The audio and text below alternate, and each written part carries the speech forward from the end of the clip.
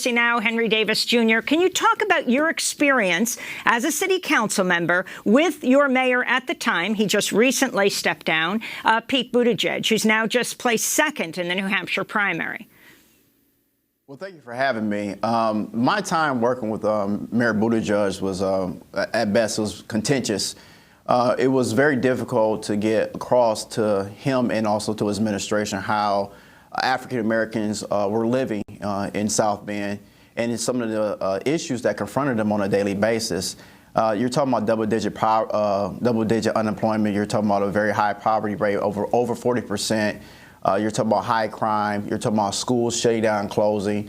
And even some of his policies, when it came to 1,000 houses, 1,000 days program, when he decided to go through the hood or, in the black and brown areas, and he wanted to demolish those homes. And the homes were demolished, but it wasn't the fact that some of those homes didn't need to come down. It was the fact that there was no affordable housing program that came behind it. And so now we're still dealing with, empty lots, high weeds, and a lot of varmints that are living in those empty lots. And so you're talking about right now, even with the police force, you have the lowest number serving of African-American officers in the police force in South Bend. So, there are a number of issues that confronted the African-American community and that he really chose not to deal with. And so as a councilman and having a predominantly black district, a lot of those, fights were held and had on the council floor. And I did as much as I could to satisfy the residents and the constituencies. But it was very hard going back and forth and not getting that money invested back into the community like it should have been. And so here we are now, dealing with a presidential idea of a Pete Buttigieg, and even back in South Bend, how do we correct some of these social ills in its environment? African Americans.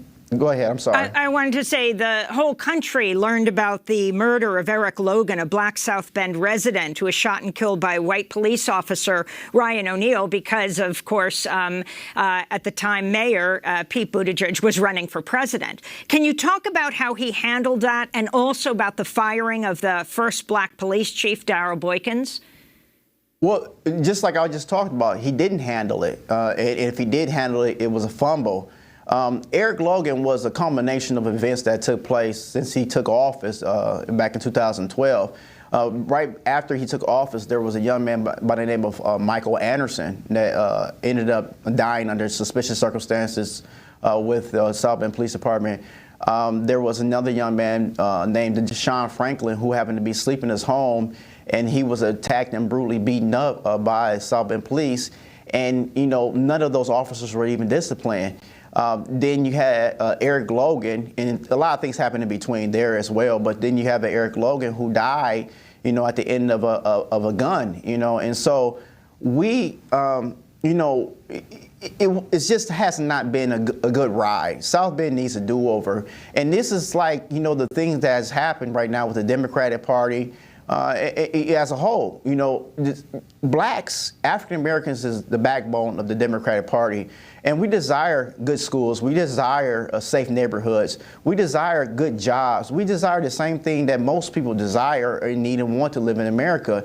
And if we're planning on beating a Donald Trump, this coming November, we have to have a organized and unified attack that's going to make sure that there's a candidate out in front that's going to be interested in making sure that we not only vote, but those things that we're voting for are going to happen. And right now, you have a slave of candidates. They're everywhere. They're not talking about the hardcore issues that you would talk about at your kitchen table, at your local diner, or even at church. They're not talking about those things. They're talking about just a lot of different wild ideas on how this is supposed to work. This is not a student council race. This is for the presidency of the United States of America. This is the rule of the free world. And African Americans are Americans. And we desire to have our priorities as a part of someone's platform.